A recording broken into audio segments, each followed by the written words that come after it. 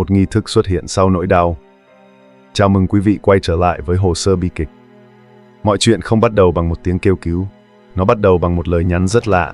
Một người từng được nhắc đến là thầy ở một ngôi chùa tại Trung Quốc đã nói rằng Vu Mông Lung muốn có gạo để nấu cơm.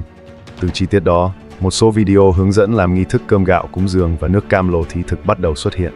Ban đầu nó giống như một hành động nhỏ, một cách để hồi hướng, một cách để ai đó cảm thấy mình vẫn còn làm được điều gì đó cho một người đã khuất. Nhưng rồi ngay sau đó nỗi sợ xuất hiện.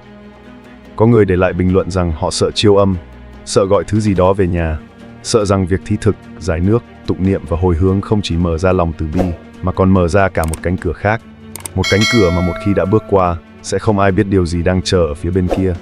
Và cũng từ đây, cuộc tranh luận bắt đầu hình thành. Một bên tin rằng đây là bố thí, một bên lo rằng đây là sự dẫn mời, một bên nói rằng có chư Phật gia trì, một bên lại thấy lạnh sống lưng chỉ vì nghĩ đến hai chữ tâm linh. Nhưng điều đáng nói nhất không nằm ở nghi thức đó. Điều đáng nói nhất là vì sao ngày càng có nhiều người vẫn tiếp tục làm, dù họ sợ. Vì sao một cái tên như Vu Mông Lung lại khiến rất nhiều con người xa lạ dừng lại, nhớ đến, rồi lặng lẽ làm cùng một việc. Có lẽ từ thời điểm đó, câu chuyện này đã không còn đơn thuần là một nghi thức nữa. Nó đã trở thành dấu hiệu của một nỗi đau tập thể. Một nỗi đau đủ lớn để khiến con người bấu víu vào bất kỳ điều gì còn sót lại, miễn là điều đó giúp họ không cảm thấy mình đang bỏ rơi người đã khuất.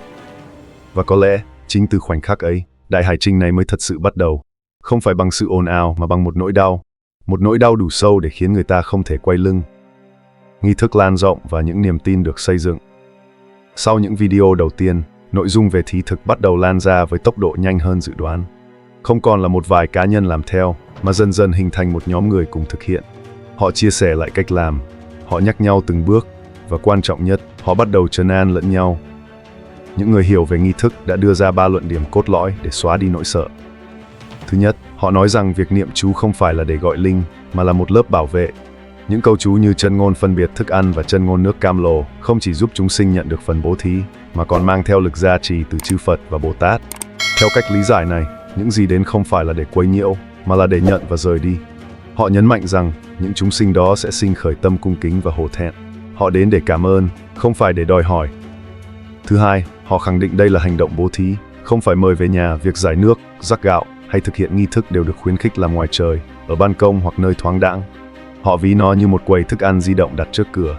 Sau khi hoàn thành, mọi thứ kết thúc, không có chuyện đi theo, không có chuyện bước vào không gian sống của người thực hiện. Thậm chí, theo cách giải thích này, sau khi thọ thực, các chúng sinh còn có thể được gia trì để giảm khổ, thậm chí siêu thoát.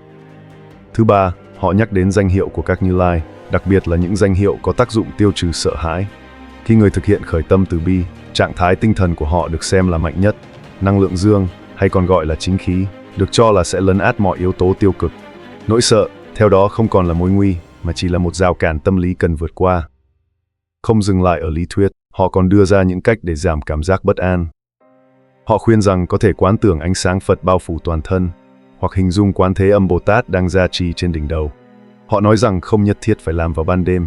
Nếu sợ bóng tối, có thể làm vào ban ngày. Kinh điển không quy định thời gian, và họ cũng nhấn mạnh việc chọn địa điểm. Không nên đến những nơi âm u hoang vắng, chỉ cần ban công, sân nhà hoặc một công viên thoáng đãng. Nghe qua mọi thứ đều có vẻ hợp lý. Mỗi nỗi sợ đều được giải thích, mỗi lo lắng đều có câu trả lời. Nhưng chính điều đó lại đặt ra một câu hỏi khác. Nếu đây chỉ là một nghi thức đơn giản, nếu mọi thứ đều đã được bảo vệ và giải thích, thì vì sao vẫn có người do dự? Vì sao vẫn có người không dám làm, dù họ muốn, và quan trọng hơn, vì sao có người không tin hoàn toàn, nhưng vẫn làm? Có thể, câu trả lời không nằm trong bản thân nghi thức, mà nằm ở thứ đã khiến họ bắt đầu. Khi nỗi sợ không còn là rào cản, có người thừa nhận rằng họ vẫn sợ, vẫn cảm thấy bất an khi thực hiện nghi thức.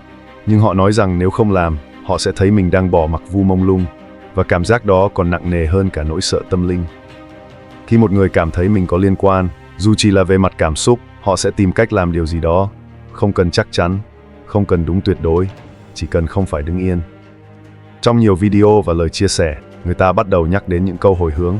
Những đoạn như nguyện đem công đức này hồi hướng cho tất cả chúng sinh, hay đệ tử xin đem công đức thí thực hôm nay hồi hướng đặc biệt cho Vu Mông Lung. Những lời này không còn chỉ mang ý nghĩa tôn giáo, nó trở thành một hình thức ghi nhớ, một cách gọi tên, một cách khẳng định rằng người đó vẫn tồn tại trong suy nghĩ của rất nhiều người. Thậm chí, có người còn mở rộng hơn. Họ không chỉ hồi hướng cho Vu Mông Lung, họ hồi hướng cho cả những chúng sinh khác, cho người thân đã mất, cho những oan gia trái chủ, cho tất cả những ai đang chịu khổ. Điều này được giải thích là mở rộng tâm lượng. Khi tâm càng rộng, công đức càng lớn. Khi lòng từ bi càng nhiều, sự hồi hướng càng có ý nghĩa. Đây không còn là một nghi thức. Vu Mông Lung đã rời đi, nhưng những gì liên quan đến cậu ấy thì chưa bao giờ được khép lại một cách rõ ràng. Không có một kết luận khiến tất cả dừng lại. Không có một lời giải thích đủ sức thuyết phục để mọi người có thể quay lưng và tiếp tục cuộc sống bình thường. Và khi sự thật không xuất hiện đúng lúc, con người sẽ tự tạo ra những cách để lấp đầy khoảng trống đó. Nghi thức thi thực chỉ là một trong số đó. Nếu nhìn bề ngoài, đây là một hành động mang tính tâm linh, nhưng nếu nhìn sâu hơn, nó là một phản ứng. Một phản ứng của một cộng đồng không chấp nhận im lặng. Đó là lý do vì sao, dù có người không tin hoàn toàn, họ vẫn làm. Không phải vì họ chắc chắn rằng nghi thức này đúng, mà vì họ không muốn mình trở thành người đứng ngoài. Trong nhiều lời chia sẻ, có một điểm lặp lại rất rõ. Chỉ cần còn nhớ, thì hành trình này vẫn còn. Câu nói đó không phải là một câu mang tính tôn giáo. Nó là một tuyên bố. Một tuyên bố rằng sự việc này chưa kết thúc. Điều họ thực sự tìm kiếm. Khi nhìn lại toàn bộ hành trình này, có một điều dần trở nên rõ ràng. Những gì đang diễn ra chưa bao giờ chỉ là về một nghi thức. Những bát cơm, những giọt nước, những câu hồi hướng, tất cả đều giống nhau về hình thức, nhưng thứ giữ chúng tồn tại không nằm ở cách làm. Nó nằm ở lý do phía sau. Không ai có thể chứng minh rằng những hành động đó thực sự chạm đến Vu Mông Lung. Cũng không ai có thể phủ nhận hoàn toàn điều đó. Nhưng có một điều không thể phủ nhận. Đó là những người thực hiện đang cố gắng không để cái tên đó biến mất. Họ không tìm kiếm một linh hồn. Họ đang tìm một lời giải thích. Một sự thật. Một câu trả lời đủ rõ để họ có thể dừng lại mà không cảm thấy mình đã quay lưng. Nếu bạn vẫn đang ở đây, nếu bạn vẫn còn nhớ, nếu bạn vẫn chưa chọn im lặng, thì hành trình này vẫn chưa kết thúc. Nếu bạn muốn theo dõi thêm những hồ sơ như thế này, hãy đăng ký kênh và để lại suy nghĩ của bạn. Bởi vì đôi khi, công lý không đến từ một khoảnh khắc. Nó đến từ những con người đã không rời đi.